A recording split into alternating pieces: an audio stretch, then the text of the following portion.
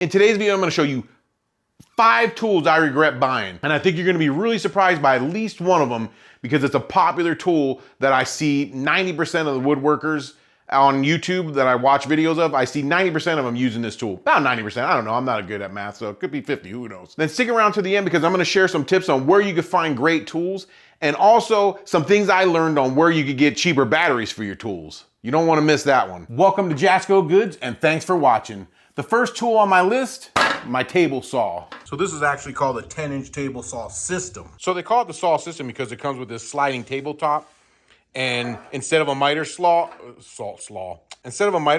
get this piece right here. Now I'm missing the other piece that goes to it. It slides in here and it kind of clamps it in place, so mine's just rattling free.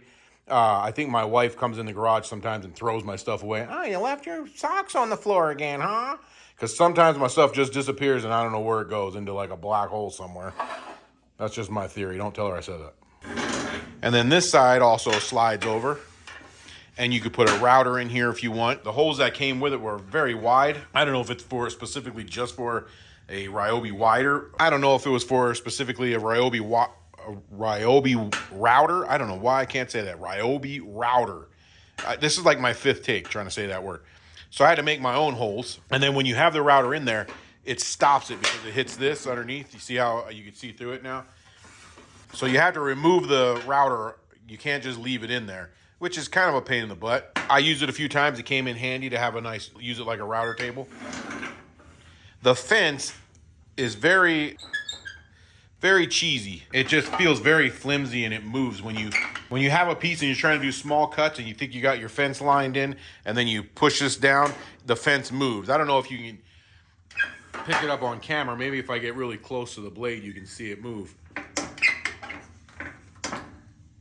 I don't know if you can see that, but it's moving. For the side that slides, this comes all the way out here, you know, so you could cross cut pieces that are wide. But then you have this piece always jabbing me. I always walk into this. It's like sharp edges. So for a beginner, it may not be a bad table saw, but you'll notice one thing is missing from here is your miter slots. It really takes away customization. And when I was a beginner, I didn't know any better. I didn't know I needed those because they had all this other stuff and that they touted that as like the new way to do things.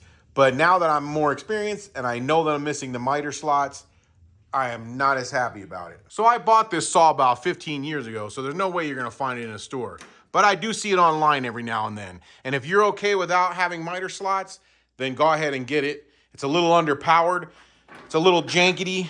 There you go. Number 2 on my tools I regret buying list is the tool of shame, the skill band saw. I've complained about this saw before in other videos. It's just very underpowered. If I opened this door and I saw an old rat running on a wheel, I would not be surprised. This blade used to fall off all the time. It's very hard to get the blade set up right, especially if I'm using the thinner blades. This bigger one seems to stay on the wheel better, but I used to have problems with it popping off the wheel constantly. The fence is very jankety. It's a piece of crap, it doesn't work.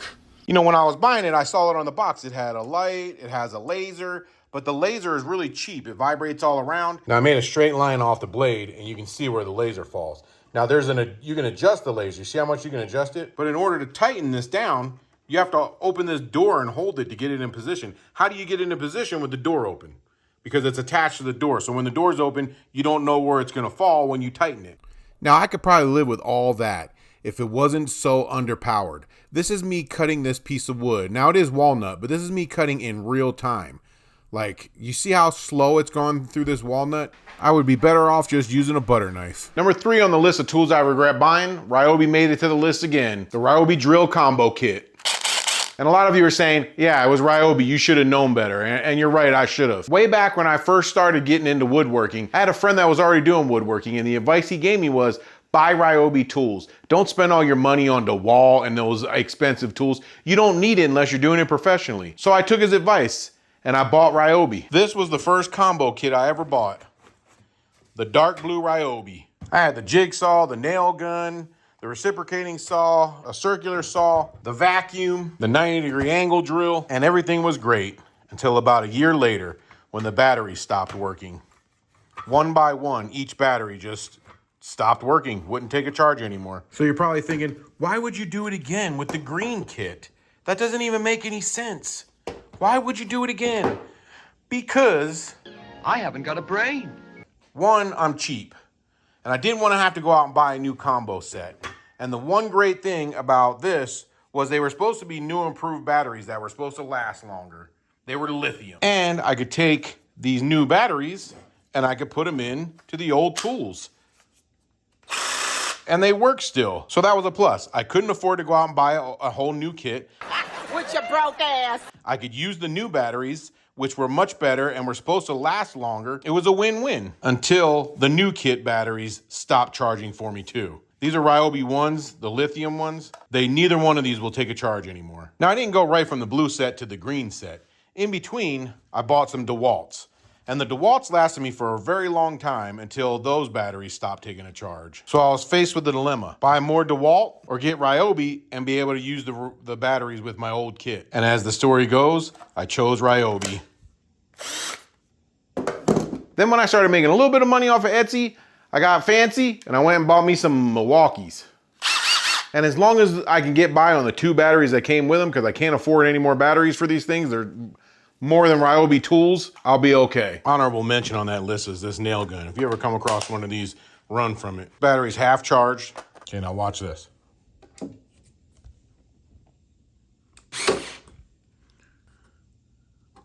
this time I'm gonna try to push as hard as I can. Can you see that? And that's with the tension turned all the way up. That's as, oh, something just broke. Did you hear it? Oh, wait a minute, maybe it didn't. I don't know what that clicking sound was. I guess you can overturn it. So look, tension turned all the way up. I'll try not to overturn it. I don't know how to do it without overturning it. Right there. Yeah, it won't drive it now. It's been like that since I've gotten it, so it's not because it's old. It's not because it needs to be oiled or anything like that. It's always been like that. Number 4 on my list of shame, the Bora Poor Man's Track Saw. The weak link to the whole system is this flimsy piece of plastic. It's meant to mount your saw onto it, and then you either use it on the track, like a track saw, or you attach it to this piece for ripping down big sheets of plywood. That's what that motion is, ripping down big sheets of plywood, if you didn't know. So one of the issues with this is you need different tools to adjust it. You need a flathead screwdriver to adjust these, and then you need an Allen wrench to adjust these. Then you're supposed to mount your circular saw to this flimsy piece of plastic. One of the major components that holds your saw to this plastic thing is these set screws. You just keep turning them, and it's supposed to get tighter, but you see it just keeps lifting, and next thing you know, you get the light stress cracks. It just keeps going. Like, I'm not putting very much tension at all, and it just keeps turning. So when do you stop? You see the stress crack I'm getting right here? And you would think, well, maybe you don't need to make it that tight. Well, this thing still will move all around. Like when you're bumping it or moving, you gotta be very careful not to bump it or you throw the whole thing out of alignment. So it's meant to line this up with the edge of whatever you're cutting, and that's how you know where you're gonna cut at, kind of like a track saw. The problem is getting your blade, getting your saw to be adjusted in there. All it is this holds it on there, this keeps it from sliding this way, and these two things, what I just showed you, are what actually hold it all into place. So when you set it down or you bump it or anything, it comes out of alignment, and then you gotta check it every single time. The tracks themselves are pretty decent. This part goes onto the edge of your plywood like this, and then you turn that and it puts pressure, and this locks up. This part works pretty good. It works pretty decent. If you just want it, and so a lot of times I'll just use this as a straight edge. What I normally do to use it is I cut a block of wood that's exactly the distance between the edge of my shoe and my blade, and then I use that up against whatever I'm cutting to get the distance from the line. Bottom line, the poor man's track saw will give you poor results. That was pretty clever, you gotta admit. Guys, while we're talking about tools, I wanna speak on a subject that's near and dear to my heart. Across this country, there are so many tools that don't have a garage to call home. In the arms of a woodworker. Tools that are forced to stay in facilities known as big box stores. Sawdust flying through the air. And with your subscription, we can find these tools at home in my garage. Okay, last on my list of tools I regret buying is, this one's the shocker, my DeWalt miter saw, because I bragged about it in another video. Now, before I say the reason I regret buying it, I have to say it's an awesome saw, especially since I upgraded from the dark blue Ryobi, which was very underpowered compared to this thing. I was not used to the power this thing had. My favorite part of it is the cross-cut positioning system. It's basically a shadow and you can see where every tooth of the blade is, which makes for a very accurate cut. I think they could have done a little bit better with the clamp they give you, but other than that, it's a pretty good saw. So you're probably wondering, Jason, you handsome dude, what is the problem you have with this? Well, it's this. You see how far that sticks out? This whole thing, if you include the basket from front to back, is more than 4 foot. I'd love to put this thing up against a wall, but you would need all this space behind you. And you could say, well, then just take the bag off of there. But even with the bag off, when you have a hose, unless you put a 90 in the hose, which is really gonna restrict your vacuum force, you're gonna still come out like about out to here. Well, now they're making different saws with a different rail system that you can put right up against your wall. And when you're working in a small single car garage, every inch counts. Just don't tell my wife that. In full disclosure, I have nothing to do with these two brands. I'm not getting paid by them.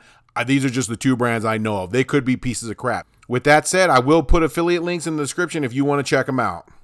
If you've used any of these saws that I'm showing, then let us all know in the comments how good they work.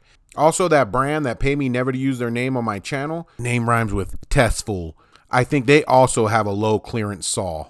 So now let me tell you where you can get cheaper batteries. I got this M12 combo kit last Christmas. It was like a Black Friday deal for $99. It came with the ratchet, came with the little screw gun, came with one battery and a charger, and it was $99. The Milwaukee screw gun is very powerful, so I wanted something a little bit with a little bit less kick for delicate jobs. But it only came with one battery. Another battery on Home Depot is $79, almost the price of the whole kit.